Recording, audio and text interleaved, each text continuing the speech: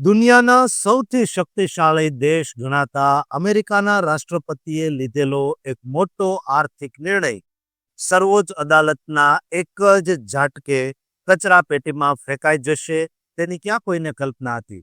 અને શું આ કાનૂની જંગ પાછળ એક ભારતીય મૂળના વકીલનો જાદુઈ હાથ છે, જેમણે ટ્રમ્પના અબજો ડોલરના ટેક્સ પ્લાનને ગેરબંધારણીય સાબિત કરી દીધો? આ કેસ પછી ગુજરાતી સ્ટોર્સ ધારકોને અમેરિકામાં શું લાભ થવાનો છે? અમેરિકાની સુપ્રીમ કોર્ટના આ ઐતિહાસિક ચુકાદા પાછળ કયા રહસ્યો છુપાયેલા છે અને કેવી રીતે આ એક ચુકાદાએ ભારત સહિત આખી દુનિયાના વેપારના સમીકરણો રાતોરાત બદલી નાખ્યા છે? સત્તા અને બંધારણ વચ્ચે રમાયેલા આ મહાજંગની એક વિગત આજે હું તમારી સામે લાવી રહ્યો છું.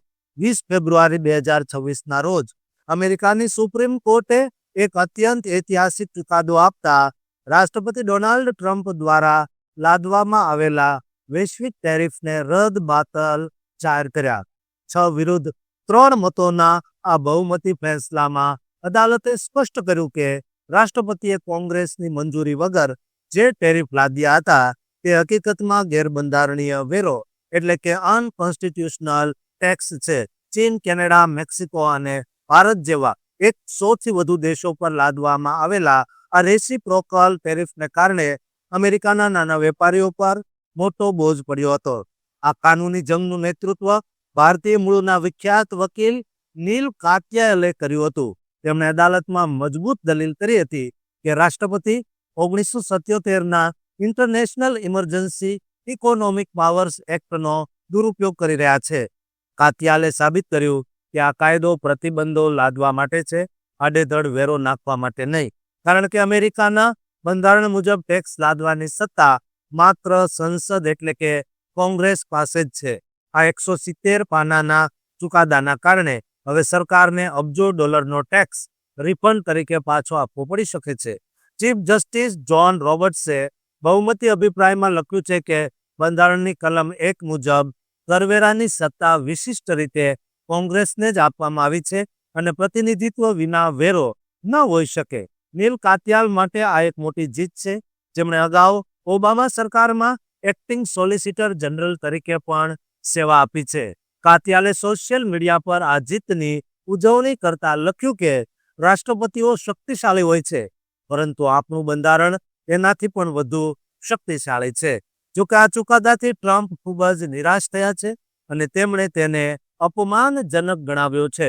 ટ્રમ્પે તુરંત પ્રતિક્રિયા આપતા 24 ફેબ્રુઆરી 2026થી 150 દિવસ માટે 10%નો નવો કામચલાઉ ઇમ્પોર્ટ સરચાર્જ લાદવાની જાહેરાત કરી દીધી છે.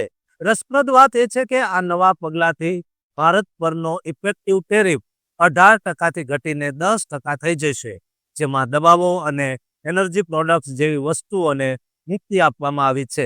આ ચુકાદાએ અમેરિકામાં કારોબારી સત્તા અને બંધારણીય મર્યાદાઓ વચ્ચેની ચર્ચાઓને ફરીથી તેજ કરી દીધી છે. નીલ કાત્યાલની આ સફળતાએ સાબિત કરી દીધું છે કે કાયદાના શાસન સામે ગમે તેટલી મોટી સત્તા પણ વામણી છે. આ ચુકાદાથી અમેરિકાના નાના વેપારીઓને મોટી રાહત મળશે, જેમ કે ગુજરાતી સ્ટોર્સ ધારકોને મોંઘવારીમાં પણ ઘટાડો થવાની શક્યતા છે. આ સમગ્ર અહેવાલ 20 ફેબ્રુઆરી 2026ના કોર્ટના સત્તાવાર દસ્તાવેજો અને વેરીફાઈ થયેલા રિપોર્ટ્સ પરથી તૈયાર કરવામાં આવ્યો છે, જેથી તમે આંતરરાષ્ટ્રીય કાયદા અને આર્થિક નીતિના આ મોટા બદલાવને સમજી શકો.